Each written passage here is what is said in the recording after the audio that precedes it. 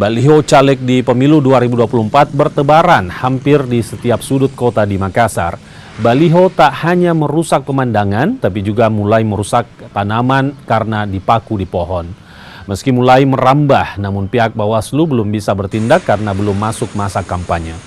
Bawaslu pun meminta pemerintah daerah untuk melakukan penertiban agar tak merusak estetika. Masa kampanye pemilu 2024 sendiri baru akan dimulai pada tanggal 28 November mendatang. Para peserta pemilu pun dihimbau untuk taat aturan.